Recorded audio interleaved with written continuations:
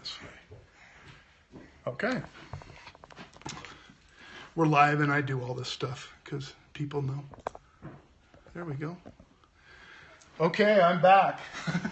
This is Beau from BEAU'D Not Broken, and I want to thank everybody for watching.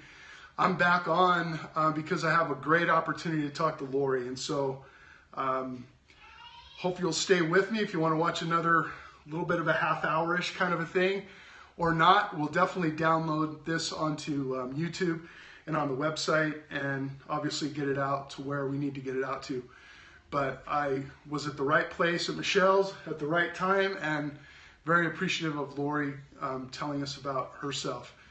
The Daily Bend comes to you Monday through Friday, and we usually come to you in the afternoon sometimes in the evenings. Appreciate everybody watching. Remember, this is your stories told in your words, and if you can help someone out, if something someone says might be able to help or build networks and things like that, that's what we're all here for. Again, it's BEAU'D Friday. If you're not wearing your superhero shirt, one of these days I need to buy a whole big batch of superhero shirts for nothing and just hand them out. So anyway, Laurie, thanks for being here. Of course. Tell me a little bit and we're at Michelle's house, and this is a busy house, and we like it. That's the way we like it. So there's bells going off, and Max is coming in with his head. He's got 4x4. 4 times 4 is 8 on his head. That was cute. Anyway, tell us a little bit about yourself and a little bit about kind of why you're here. I'm glad you're here. Tell us about your adversity or some adversities that you've gone through. Okay. Oh boy, going back. I come from a family that's got a long line of substance abuse and addiction. Mm-hmm. Have my own history of substance abuse and addiction, and in recovery. And the last 6 years dealing with it with my children. So, various people in my world have. So kind of a cyclical thing, kind of obviously we're parents, parents involved, then your siblings, then you, children. Okay, yeah, all right. Long family history. Through my pain, though, I like to talk about the solution, and it looks and takes many different forms in different people's lives. And I believe that there are different solutions for people. We get stuck in maybe sometimes thinking one shoe fits all. And I think that there are fundamentals with all of programs that are true and help. And I'll say just as religion, I think there's truth in all religion, but I'm not a religious person. But a very strong relationship with my own higher power and spirituality. That's a good point, Michelle. We just talked about what not all, not one shoe fits everyone in therapy or in addressing the issues of addiction. You're watching the Daily Bend, and we're with Laurie. We're here at Michelle's house. Still, which is great, and she's talking about some recovery issues and some of her history. Talk a little bit about that, because I think that's probably a huge point for you. Why doesn't one shoe fit all, and are there really a lot of different ways to do that, depending on where that person that's going to be in recovery or in recovery is? I believe connecting with people in the heart and really listening and finding out their pains and their story, and then directing them in, there's several resources out there. Finding the right program that fits their needs.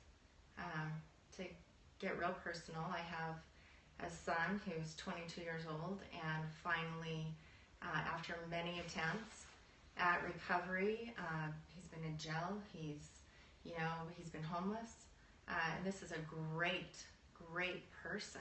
Mm-hmm. And that's something I have to say, many addicts are, all of us, have a place here. And I think that what happens is when we lose hope, you know, we lose. So to give anybody, to connect with another person and help them find their hope and their path, and it takes their time, because ultimately they are responsible for showing up and doing the work and getting real. And as much as we may want that for them, sometimes people aren't capable of letting them through that as well, without allowing it to turn you, my own recovery and the work I've done, into back into a hateful, you know, without allowing it to win.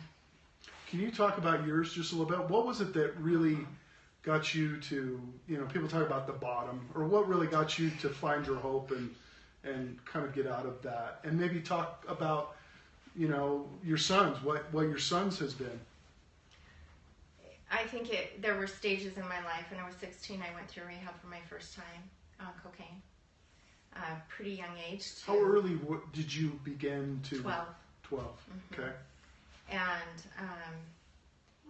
had an older sister that was in that lifestyle, and family dynamics and pains of things growing up. Right.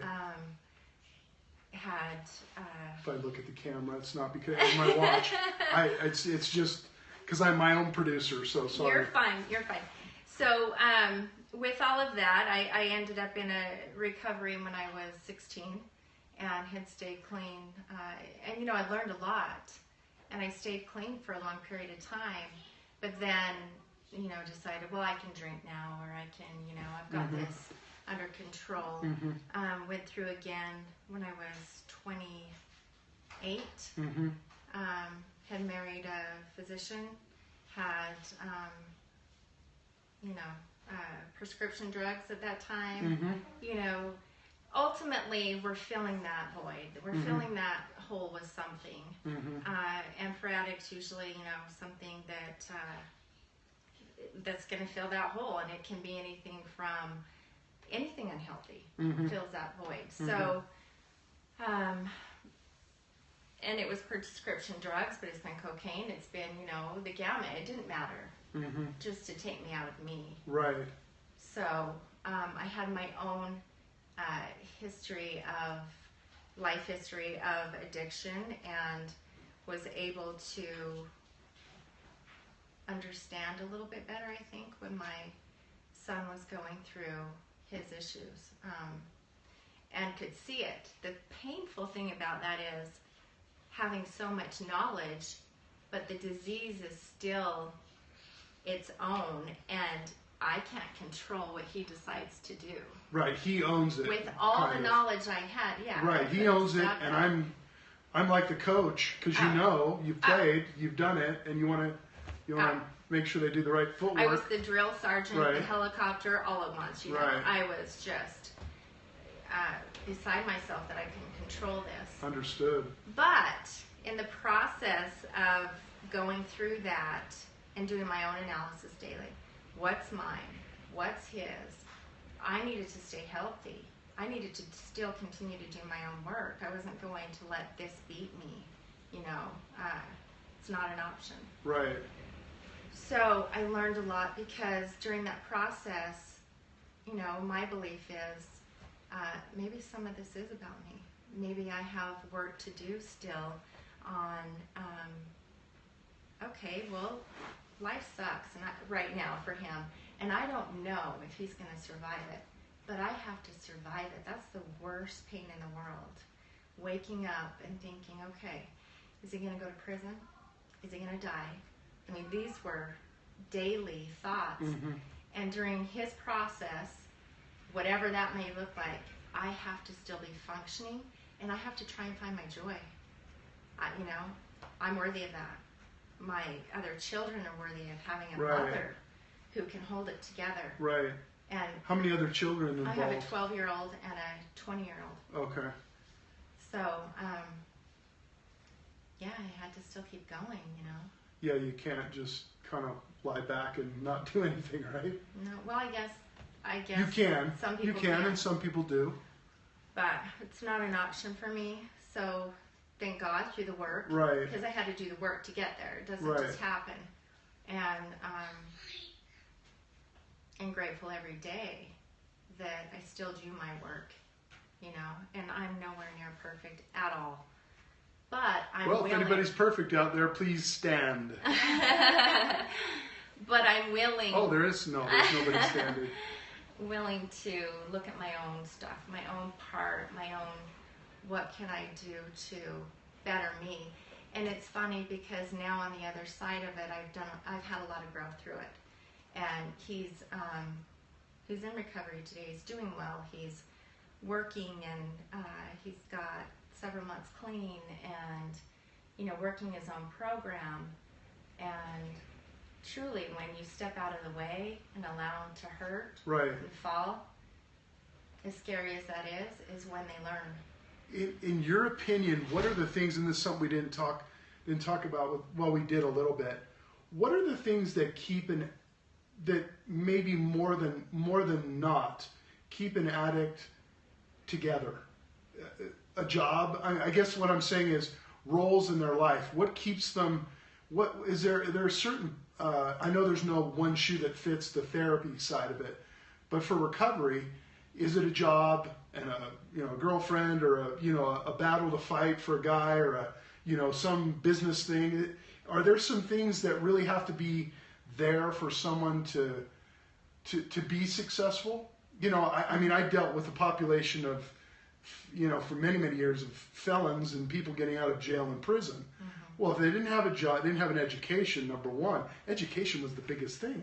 If they had a high school education or a college, part of a college, they tend to do better. Mm-hmm. And I'm not going there. What I'm trying to ask, I guess, is a difficult question for me to ask, but is there a set of things that help, in your opinion, that help a recovering addict be more successful? Yeah, I think first of all is connecting with someone that they have hope. Connecting. That's a good one. Surely they can't have a lot of time on their hands, so either spending it in recovery, right? Meetings, whatever it is, a job. If they're to that point, they can manage that and even handle that, depending on where they are in their stage. I believe connecting with higher power or mm-hmm. energy mm-hmm. or nature, something bigger than us, is key. And family, friends, somebody to believe in them. Whatever that family looks like. Whatever it could be. Is. It doesn't have to be your traditional. No. It can be just family. Could be a friend. Could be right. a counselor. Could be, Mm-hmm. I think those are basically What was the lowest? I mean, you don't have to give us all the gory details, but what was the lowest of the lowest for you? I mean, was it a long time ago, or was it here recently, or that and maybe some other epiphanies that may have come to you? Yeah, it was close to 16 years ago. Well, maybe 16 years ago. And I had some clean time, like I said, had relapsed and was using pills. And a friend of mine said, hey, let's go out. Went out one weekend, did cocaine again. Although I'd been using the pills again, I was kind of managing it. I was kind of putting the face on and just being able to, we're very good manipulators. And we lie to ourselves, People say, well, addicts and alcoholics are the biggest lying manipulators. But my theory is they have to be. Because if we have to look in the mirror and see who we truly turned out to be, we'd kill ourselves. Mm. That's... And some people do. Some people do look at themselves and go, right. Right. And I went out and I used with her, and I was gone. I had moved out of my physician husband's house in with one of the drug dealers in Ogden, and that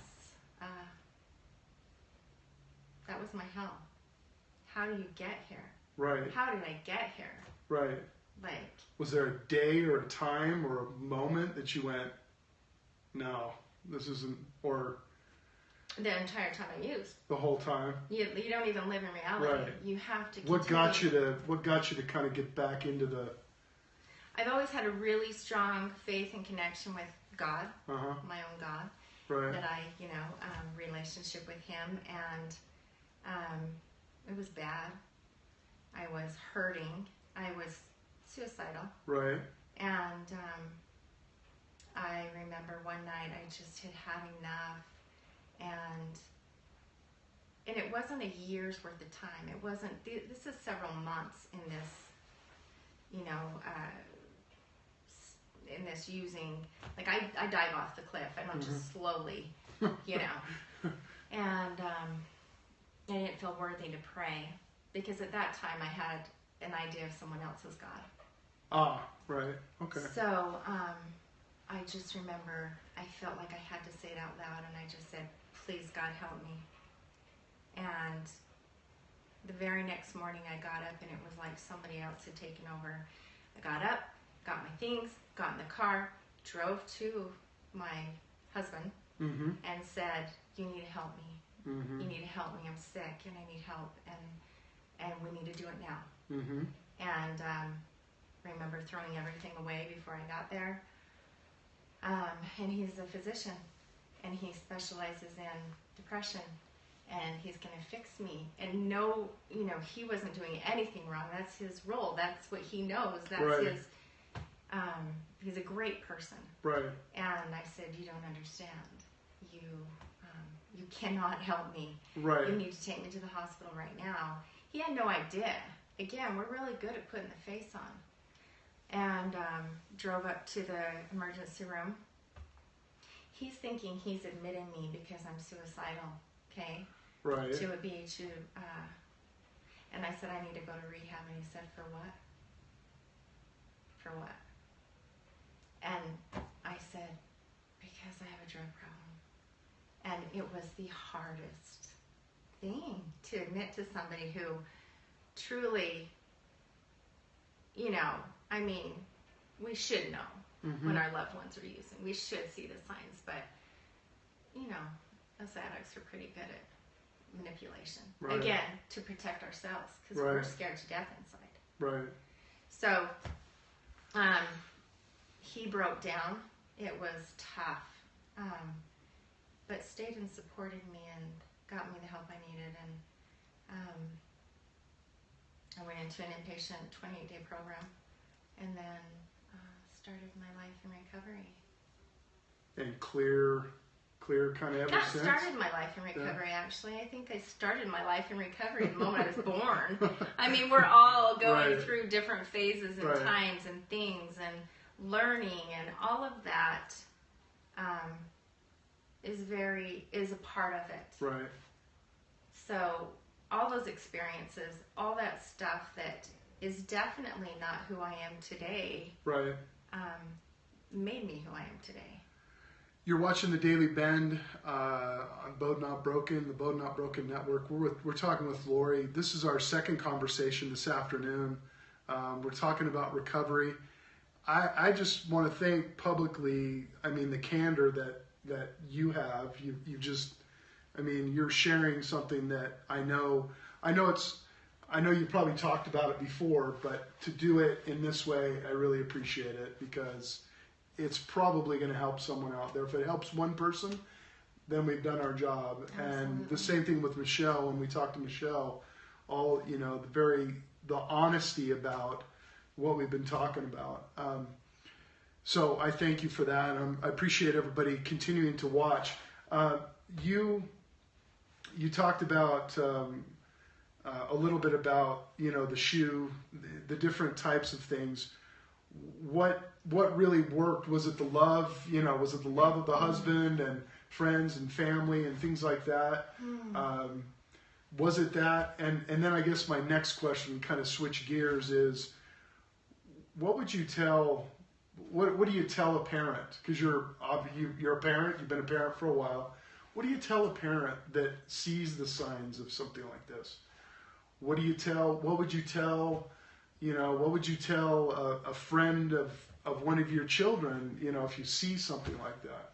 maybe that's too many questions ahead, but go ahead. Okay. What was it for me that made the difference? I truly believe that it was my relationship with God. I believe that I had enough faith, and He'd worked in my life enough times, experiences beforehand, and then when I prayed that night, it felt like He took over. So for me, that was the thing that made the difference. I felt that He was there. He was, telling me, you do your part and I'll take care of the rest. Right, that continued energy that gave you that ability to have the courage to keep going. But the people in my life that needed to be there. As far as a parent, the signs are, here's my beautiful child who's, a 3.8 student, has scholarship opportunities all over for football, has had the U looking at him since he was in the 9th grade. He's a junior now, and I'm seeing ego. And there's a lot of ego in football anyway. You got to have it, right? You got to have it. You have to have it. A little bit. You got to have confidence. However, yes, you've got to have it. But yes, I know what you're talking about. That testosterone. They're young. They don't understand. They're bulletproof. Immature. They're bulletproof. They're trying to figure it out. They want to be cool, and they want to, and I'm thinking he's safe because he's in sports. He's playing sports. Right. He's killing it. He's doing good, and no, there's a lot of kids on that team that are using the older kids that he looked to and started using with. So I say, hey, you drug test from 9th grade on in any academics, period. Because I think before they get to the point where they can't pull out, they've got an excuse. I'm going to be drug tested. I can't. Right. I'm all for that in the schools. Right. But when I did start to notice, definitely I called him on it and I did the things that I could. Trying to get him to open up to me. Another big whammy in his life was he got his 7th grade girlfriend. They've been together since 7th grade, now his wife. She got pregnant when he was 17. Another big whammy, especially just probably in any place, but here in Utah, I think, what he did to himself when he got her. It's what we do to ourselves, ultimately. What he told himself. And, he has to heal through that. He has to get to the point where he's okay with, none of us are perfect. And things happen. And I was always supportive. Okay, well, here we are now. What are we going to do? Probably a little too much. Probably should have let him hurt a little bit. He got kicked off a football team because of drinking. I fought hard to get him to another school to be able to play football. He couldn't hold it together. He had to go.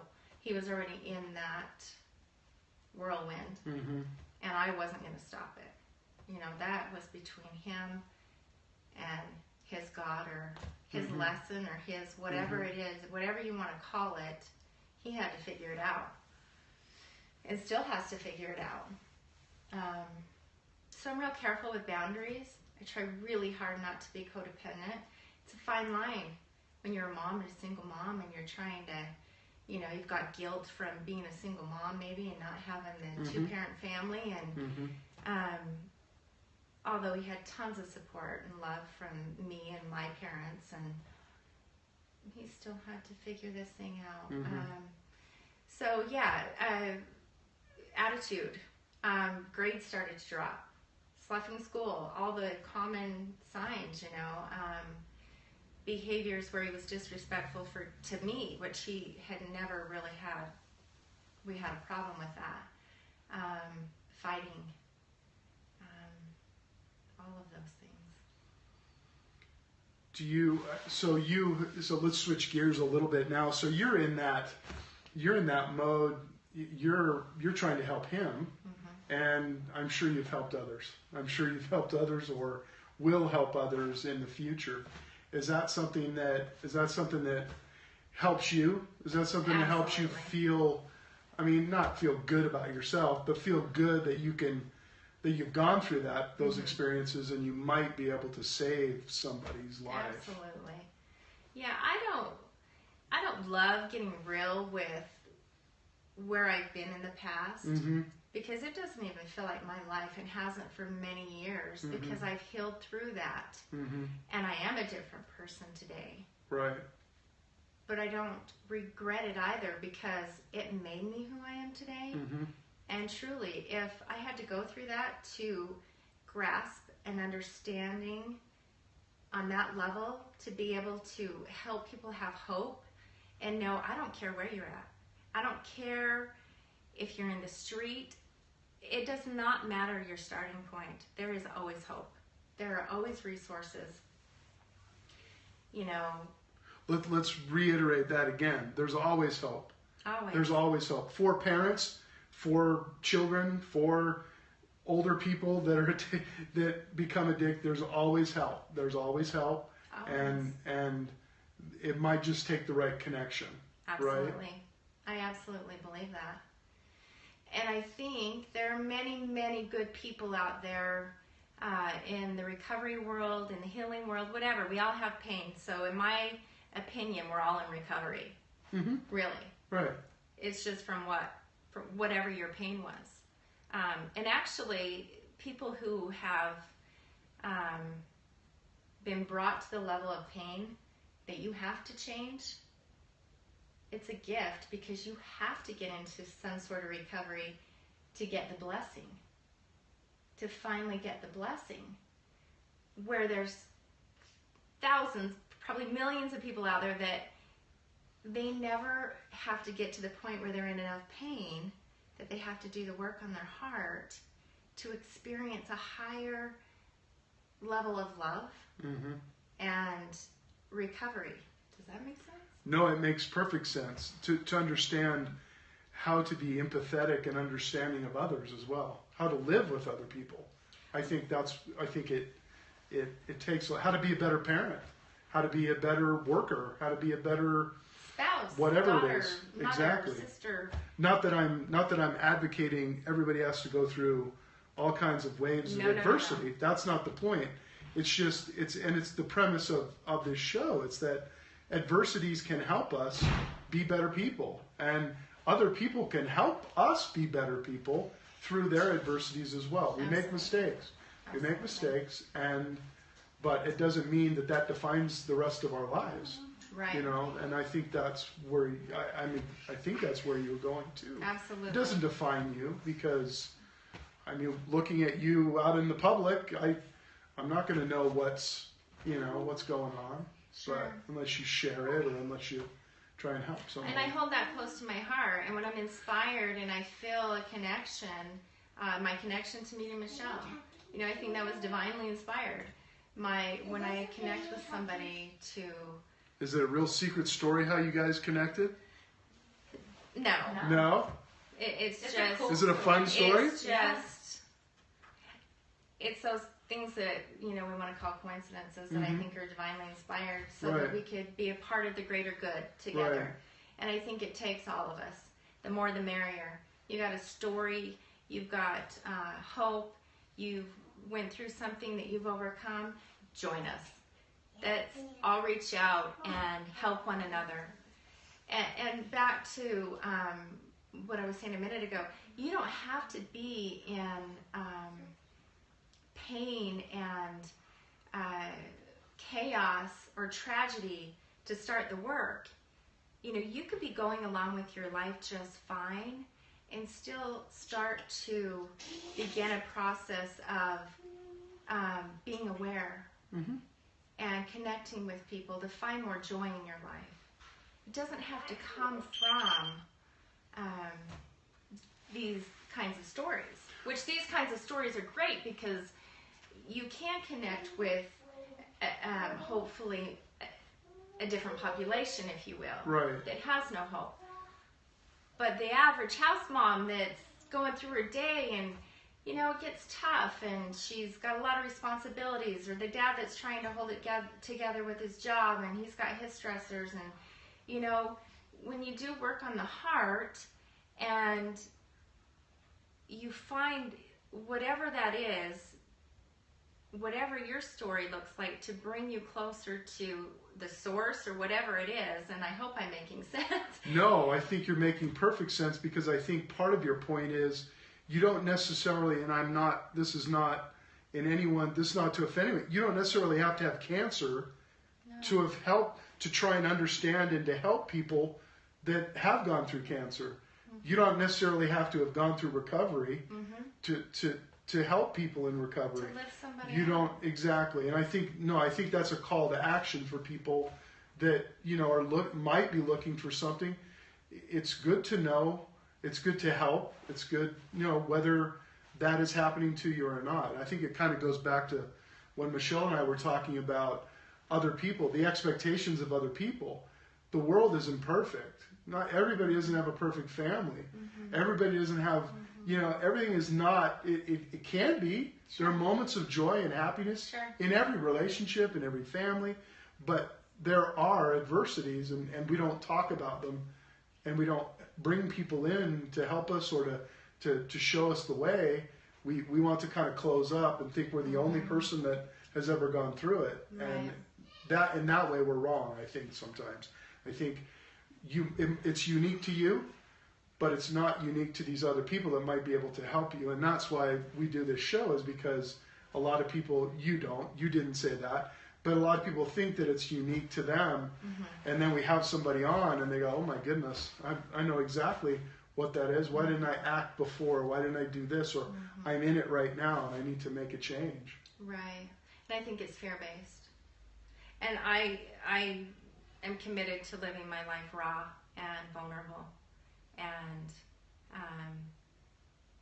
being a resource and helping connect the dots for people. And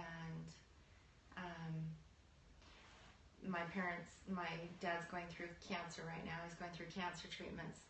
They're the sweetest people in the world, and of course they're my parents, you know. I just adore them, and they've had a good life. I mean, yeah, they've had some pains with kids, but you know, this dad adopted me when I was younger, so it wasn't my biological father. The addiction line was through him. And so my parents were the normal, greatest parents, and they haven't had a lot of